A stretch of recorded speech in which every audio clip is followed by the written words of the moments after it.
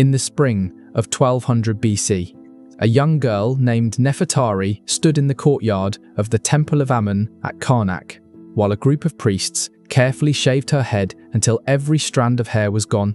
She was only 9 years old. Her father, a low-ranking official, had brought her to the temple 3 days earlier. He owed the temple a debt that he could not repay in grain or silver, so he settled it with his own child. Nefertari didn't fully understand what was happening.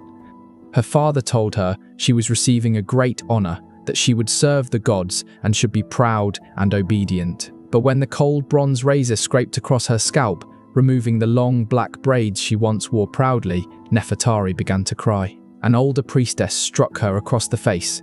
"Servants of the god do not cry," the woman said sharply. "You have no tears left, no name left.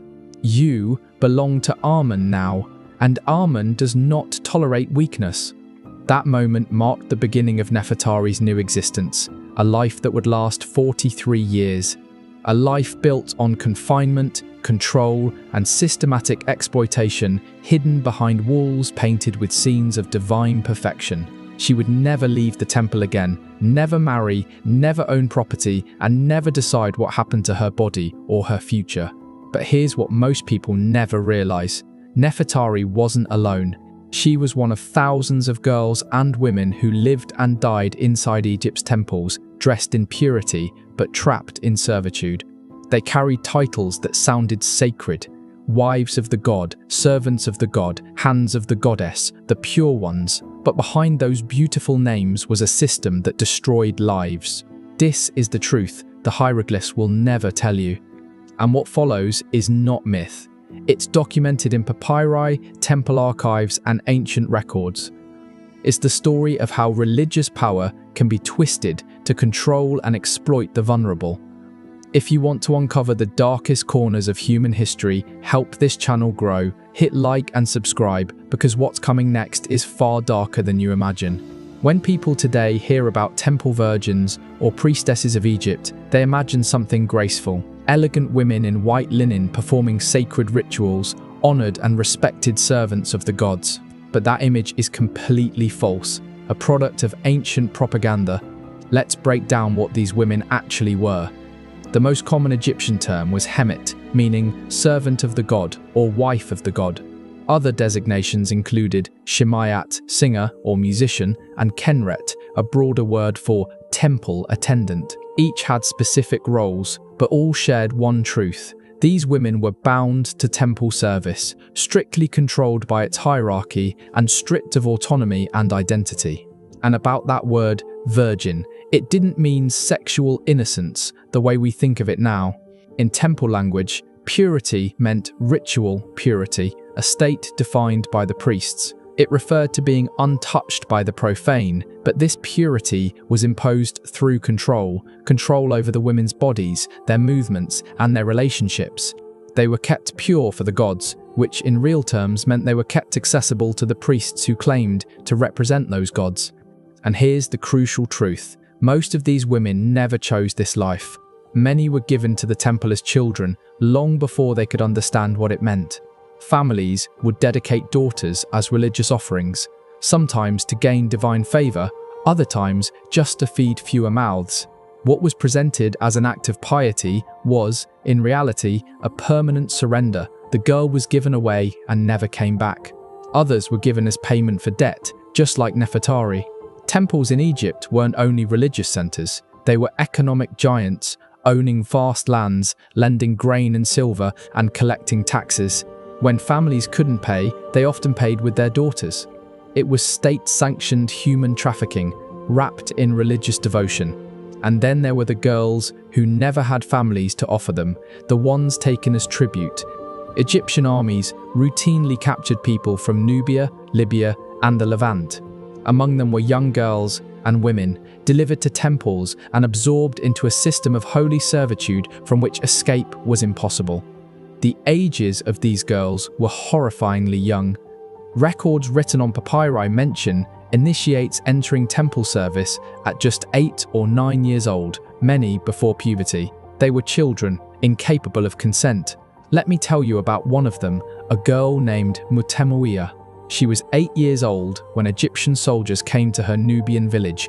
They were collecting tribute, gold, grain, ivory, and children. Among those chosen was Mutemuia, an 8-year-old girl. She and 12 others were tied together with ropes and forced to march north, a journey stretching hundreds of kilometers that lasted for weeks. Mutemuia didn't speak Egyptian and had no idea where she was being taken. She cried without stopping until a guard struck her across the face and told her crying was forbidden. From that moment, she learned how to cry in silence. When she finally arrived in Thebes, she was assigned to the Temple of Mut, the goddess of motherhood. The cruel irony would only become clear with time. She was now serving a goddess who symbolized mothers while being denied the right to ever become one herself. The process that turned children like Nefertari and Mutemuia into possessions of the temple was intentionally designed to break them down completely, both psychologically and emotionally. Once a girl was accepted into service, she underwent a series of rituals meant to strip away her past identity and reshape her into a submissive servant of the gods. The first of these was called purification by water. The child was brought to a sacred pool, undressed, and washed repeatedly with water mixed with natron, a natural salt compound used in rituals. But what was presented as cleansing was, in reality, deeply invasive. These so-called purification baths were nothing more than ritualized examinations disguised as holy acts. The priests inspected every inch of the girl's body under the pretense of ensuring she was pure. They claimed the ritual was sacred and necessary, and that any resistance would anger the gods. When Nefertari was brought to a stone pool, 3 priests and 2 older women were waiting.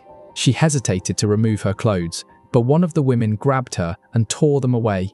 The water was freezing. One priest stepped into the pool beside her, ordering her to stand still. Then, slowly, he began to touch her in ways that made her tremble with discomfort. When she recoiled, he seized her by the arm and said coldly, "The gods are watching. They are testing your obedience." Nefertari froze in terror and endured in silence. That moment, disguised as a sacred duty, was her first violation. It set the tone for the years ahead, teaching her that her body no longer belonged to her. After the purification came the shaving ritual. Every strand of hair was removed from her head. Officially, it was said to preserve ritual purity, but in truth, it served to break the girl's sense of identity. Hair was tied to beauty, vanity, and personal pride. Removing it erased individuality. When Nefertari looked at her reflection in a bronze mirror afterward, she couldn't recognize the face staring back. That person wasn't Nefertari anymore. It was what the temple had molded her into. The next ritual was renaming. Her birth name, the one her mother gave her, was taken away forever. The priests assigned her a new identity, often something like Beloved of Amun or Hand of the Goddess. Nefertari was renamed Nefert Nebit, meaning Beautiful is the Lady. She was ordered never to speak her true name again. The name that connected her to her family was pronounced dead. That renaming marked the symbolic death of the child's former self. She was no longer her father's daughter. She was now a creation of the temple, a living offering belonging entirely to the gods. But the process didn't stop there. After the cleansing, shaving, and renaming came the darkest ritual of all, the divine marriage ceremony. Each girl was symbolically married to the god she was destined to serve. The temple presented this as a great honor. The child was dressed in fine white linen, her bald head covered with an ornate wig and her body adorned with jewelry. She was brought before the statue of the deity, where she would swear vows of eternal service. Priests recited ritual words as if the god himself were speaking through them. They accepted the girl as the god's bride. When Mutemuia underwent this ritual, she was 10 years old. Dressed in silk white linen, her small body gleaming with golden ornaments, she was led into the inner sanctuary, a dark chamber dominated by the towering figure of the goddess Mut. The high priest began to chant in the old sacred tongue, claiming it was the voice of Mut herself. He proclaimed that Mutemuia was chosen, pure and blessed to become the goddess's bride. Then he ordered her to repeat the words, "I take the vows. I give myself to Mut." My body is her temple. My life is her property. I will serve in purity and obedience forever. She repeated each phrase without hesitation, without understanding what they truly meant. That moment bound her to the temple for the rest of her life. The priests recorded it as a holy union, but in reality, it was a legal contract of ownership. A girl who was married to a god could never marry a man. That path was permanently closed. She could never have children who were recognized as legitimate. She was bound to that institution until death. But there was something deeper about this so-called divine marriage, something in how the priests saw themselves as living representatives of the gods, and you'll understand what that meant soon enough. Life inside the temple for these servants of the divine was designed with absolute precision, structured, isolated, and controlled to eliminate any chance of rebellion or escape. Let's walk through a single day in the life of someone like Nefertari. She would wake before sunrise in a communal dormitory surrounded by dozens of other young women. The younger girls slept under the supervision of older attendants, women who had spent decades inside the system and no longer remembered freedom. Privacy didn't exist. The morning began with purification rituals. Each woman washed herself, then dressed in plain white linen robes that marked her as one of the temple's property. Afterward came the day's assigned labor. For most, that meant endless hours, weaving cloth for the temple, grinding grain, preparing offerings, or cleaning sanctuaries, monotonous work disguised as holy service. But what made it unbearable wasn't just the labor, it was the silence. The women were forbidden to speak unless spoken to. Any unnecessary conversation was punished harshly. The silence severed human connection, preventing friendship or trust. They were surrounded by others, yet completely alone. Nefertari's only friend was a girl named Takayat. They worked side by side at the looms. Although they weren't allowed to talk, sometimes they whispered quietly to each other. One afternoon, the supervisor noticed. Without warning, she struck Takayat across the back of the neck with a wooden stick. Takayat was dragged outside while the overseer shouted, "This is what happens to those who break the silence." For 3 days, Takayat was gone. When she returned, she never spoke again, not even in whispers. Her eyes were lifeless. 2 months later, she vanished completely. The supervisor simply announced that Takayat had been found impure and returned to the gods. No one was told what that meant, but everyone knew. Surveillance inside the temple went far beyond that. The women were watched constantly. Their movements were restricted, contact with their families forbidden. Control over their lives extended into every aspect of their existence. They were subjected to regular inspections to ensure ritual purity. These examinations, performed by priests, were deeply invasive. Nefertari learned to disconnect her mind from her body during them, to let her thoughts drift away while the violations took place. If a woman showed unhappiness or resisted, punishment followed: extra labor, starvation, or beatings. Escape was impossible. They had been taken so young, they no longer remembered life beyond the temple walls. They had no skills, no home to return to, and no memory of freedom. They were trapped not only by stone, but by conditioning. Their education within the temple reinforced obedience. They were told they were blessed, that the priests spoke with divine authority, that their bodies were temples of the gods. It sounded spiritual, until you realized how that idea was used against them. If your body is a temple, and priests act in the name of the gods, then those same priests claim access to that temple. When Mutamuya, the Nubian girl, turned 16, she had spent 8 years in temple service, but she still carried memories of home, of her mother's songs. One night, she began to hum a familiar Nubian tune under her breath.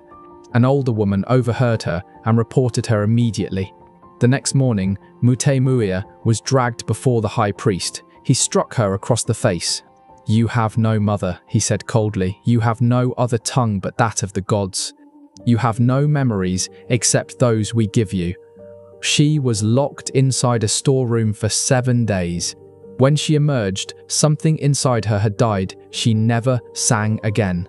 Now listen carefully, because this is where the story becomes far darker. Among the temple women, some held a special designation, wives of the god. They participated in rituals known in inscriptions as sacred unions, ceremonies supposedly meant to reenact divine myths and ensure the fertility of Egypt. The texts describing them sound poetic, filled with metaphorical language and religious symbolism. But in reality, these ceremonies hid something horrific. High-ranking priests, especially the high priest of Amun, claimed to physically embody the god during these events. They dressed in divine garments, performed elaborate rituals, and declared that their actions represented the god working through them. The women chosen for these ceremonies were told they were about to receive the god's blessing. They were brought into the inner sanctuaries and warned that resistance would bring divine wrath, that defiance could doom all of Egypt. And then the priests, claiming divine right, enacted what they called the god's sacred marriage. Let's be clear, these were not holy unions. They were acts of coercion, encounters between powerful men and powerless women, indoctrinated from childhood to believe that their bodies belonged to the gods. When Nefertari was selected for her first sacred union ritual, she was only 14 years old. Nefertari was told that the god Amun himself would bless her. On the night of the ritual, she was led into the temple's inner sanctuary. The air hung thick with incense. The high priest, his face hidden behind an ornate mask, approached and instructed her to submit completely. Nefertari didn't understand what he meant. She froze as his hands reached to remove her garments. Then she understood and instinctively stepped back, but the other priests reassured her, whispering that this was the god's will. The high priest warned her that refusing would be blasphemy, an insult to Amun himself. What followed was recorded as a successful sacred union. But Nefertari knew the truth. It wasn't sacred, it was violation wrapped in ritual rape disguised as religion. Some women were forced to take part in these so-called unions many times. Even worse, a number of them conceived children. Those children were officially declared blessed, yet they stood as undeniable proof of what had been done to their mothers. Daughters were raised to serve the temples just as their mothers had. Sons were trained to become priests. The cycle sustained itself. At 16, Nefertari realized she was pregnant. She was moved to a separate lodging where other expectant women lived, every one of them victims of the same system. An older woman told her softly, "Don't hope too much. Once your child is weaned, it will be taken. If it's a girl, she'll serve here like us. If it's a boy, the priests will raise him. You'll still belong to the temple, just as your child will." Nefertari gave birth to a daughter. For 3 brief years, she cared for her child. Then the girl was taken away to begin her own training. Nefertari returned to her duties, seeing her daughter only from afar in the temple corridors, never allowed to speak, never allowed to acknowledge her. Watching her little girl endure the same breaking process she had once suffered was the cruelest punishment of all. Now, what happened to those who dared to resist was meant to terrify everyone else. Some women suffered what the records call dedication to the desert. They were dragged beyond the temple walls and left alone under the burning sun, without food or water, death by exposure, slow and excruciating. One such woman was Khenutma Hait. During a midday meal, she suddenly rose and shouted, "This is not holy. These men are not gods. We are prisoners." The entire hall went silent. Renutma was seized instantly and taken outside. Every woman in the temple was forced to watch as she was led into the desert and abandoned. The next morning, they were brought to see what remained of her body, already half devoured by wild animals. The high priest declared, "This is the fate of the impure." But Renutma's defiance left another kind of legacy. It taught the others that rebellion had to be silent and invisible. Resistance survived in secret meanings hidden within songs, in brief glances exchanged during prayers, or in small acts of defiance, like deliberate weaving errors that spelled faint words such as, "I resist." Most of the temple women died within those walls, spending entire lifetimes in enforced service. When they died, they were buried in unmarked mass graves, their names erased from memory. When Nefertari died at 52, her body was placed in a pit beside 3 other women, no coffin, no funeral rites. Her daughter, now grown and serving the same institution, was forbidden to mourn. The order was simple: forget she ever existed, yet some of them refused to disappear entirely.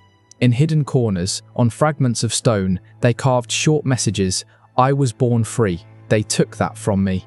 Remember that we were people." And there was Mutamuia, the Nubian girl. 2 days before her death, she etched her final words into the wall of a dark chamber. "I came from beyond the first waterfall. My mother's name was Manatori. I remember her voice. I never forgot who I was before they took me. This life was not my choice. If you find this, know that I lived, know that I remembered." Her message still whispers from the stone. "I existed. I mattered. Remember me." This is the truth the Egyptian temples tried to bury. Thousands of women taken as children, exploited for decades, erased in death. Today, visitors marvel at these temples' beauty, admiring their pillars and carvings, rarely realizing the suffering that unfolded within them. But now you know. When you look at those ancient walls, you'll see them differently. Behind the painted scenes of gods and kings were women like Nefertari, Mutamuia, and countless others whose names are lost. They were real people, women who endured unimaginable cruelty and still found ways to fight back, even if only through a scratch in the stone. What do you think of their story? How should history remember these monuments of oppression? Leave your thoughts in the comments below. If you believe these forgotten voices deserve to be heard, subscribe to this channel. Here, we uncover the stories official history tried to silence. Temples still stand. The stones still remember. And now, you do too.